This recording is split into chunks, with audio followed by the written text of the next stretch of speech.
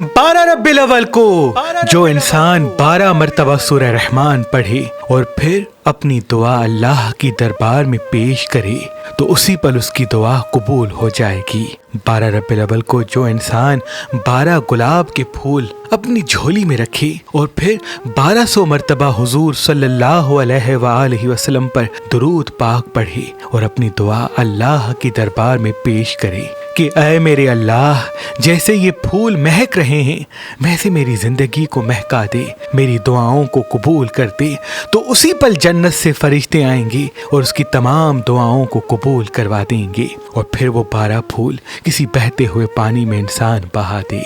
12 रब्बिल अव्वल इंसान की मेराज का दिन है। जो इंसान इस दिन मछली पकाता है तो गैबी इमदाद के साथ रिज़्क पाता है।